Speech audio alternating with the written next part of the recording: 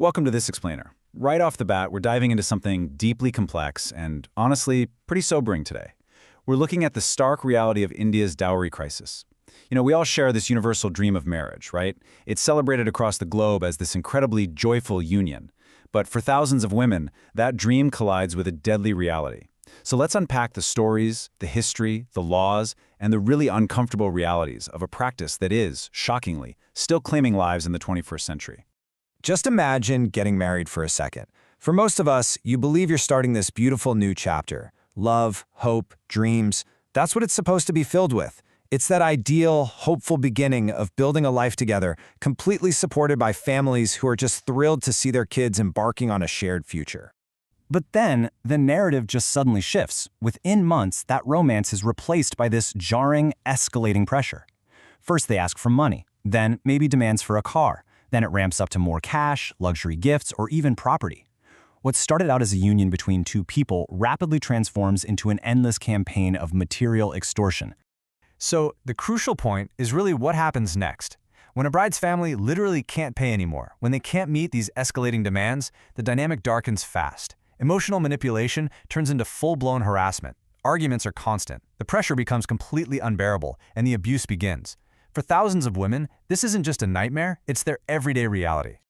To really wrap our heads around this, let's establish a clear baseline. Dowry is defined as money, property, or assets given by the bride's family to the groom's family in connection with a marriage. Now, supporters will often frame this as a tradition, a gesture of love or a way to help a daughter start her new life. But the real danger kicks in when these gifts stop being voluntary. When tradition morphs into a strict condition for the marriage, the relationship just turns into a transaction. And unfortunately, sometimes that transaction comes with a deadly price. Section 1. The story of Deepika. Let's move to a specific case from our sources to really grasp the human weight of this. And see how this builds. This is the story of Deepika. She was a young woman with big dreams, just hoping to build a happy future. At the wedding, according to her family, her in-laws received gifts, cash, jewelry, furniture, even a vehicle. Everything seemed totally normal. But a few months later, new demands start rolling in. They wanted an expensive SUV and more cash. When her family couldn't meet those demands, the harassment just skyrocketed. Then came the call. Deepika phoned her father in tears, begging for help, saying she was being abused. Just a few hours later, her family got another call. Deepika was dead. Her entire future was literally erased in a matter of hours. Section 2. A hidden epidemic. Deepika's story is absolutely heartbreaking, but the wildest part, it is far from unique. Every single year, thousands of dowry-related cases are reported across India. It's this massive hidden epidemic. And people often hear about this and immediately assume it's just an isolated issue, maybe tied strictly to poverty or a lack of education. But look at the reality here. Dowry affects small villages, towns, and major bustling cities alike. It is incredibly common in highly educated families, and it's prevalent in financially stable, even wealthy households. Wealth and education alone, they haven't fixed this problem. So if it's not about a lack of money or education, why is it still happening? Well, this quote right here hits the nail on the head. The bigger the wedding, the greater the prestige. For so many families, dowry is deeply, deeply tied to social status. Giving luxury cars and huge stacks of cash is celebrated as a symbol of success. Families are literally terrified of social judgment if they refuse to play along. It pushes parents to drain their entire life savings just to keep up appearances. It's a vicious cycle where society just normalizes these harmful practices. And knowing this massive expense is coming creates a devastating ripple effect. Step 1, because parents know they'll have to pay a dowry one day, daughters are often viewed as a financial burden from the exact moment they're born, which naturally leads directly to Step 2, discrimination, emotional neglect, and completely unequal opportunities growing up. And then finally, Step 3, the constant demands post-marriage. The burden doesn't just magically end at the wedding reception. It haunts these women for years. Section 3. History and the law.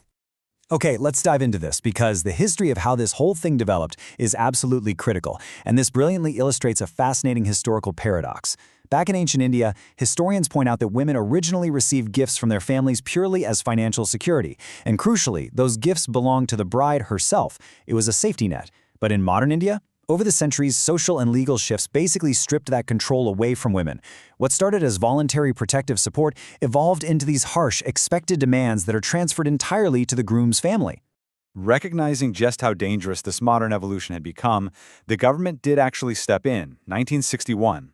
That is the year India officially banned the practice by passing the Dowry Prohibition Act. Giving, taking, or even demanding a dowry became a legally punishable offense. And over time, they layered on even more legal protections to specifically target cruelty and harassment. Yet, here is the incredibly painful irony of the whole situation. Dowry has been completely illegal for over 60 years. We're talking serious offenses with lengthy prison sentences. But the problem is still here. Why? Because laws alone simply cannot rewrite deeply rooted cultural norms overnight. A crime can be entirely illegal on paper, but if it's still accepted and normalized in everyday life, well, it keeps happening. That massive gap between the legal code and societal expectation, that's exactly where this crisis thrives. Section 4. The true human cost. Because beyond the legal definitions and the historical timelines, we have to remember the true human cost here. Families pour their hearts into raising a daughter only to be forced to literally buy her worth through material possessions, which obviously results in unimaginable trauma. But there is some very real, growing hope in our source material. Attitudes actually are shifting. We're seeing young people bravely and openly rejecting dowry altogether. Social media awareness campaigns are spreading like wildfire, and women's rights organizations are out there tirelessly fighting for justice. We are even seeing a rise in families proudly celebrating entirely dowry-free marriages. Real, true change requires the courage to reject these harmful traditions and to view marriage as a genuine partnership, not a business transaction. Our sources really summarize the gravity of this entire crisis with this one undeniable truth. No amount of money, jewelry, property, or luxury cars can ever be worth a human life. Dowry deaths are not just statistics on a page. They are the stories of real women whose lives were cut tragically short by greed and incredibly outdated social expectations. Until society as a whole simply refuses to normalize it, this cycle is going to keep spinning. So, what does this all mean for us? It leaves us with one final, totally vital question to think about. What is the biggest reason dowry still exists today? Is it the fear of judgment? Is it greed? Or is it just deeply ingrained cultural habits? Think about how deeply rooted social norms can actually be untangled. Thank you so much for joining me to explore this critical explainer today. Take care and keep questioning the world.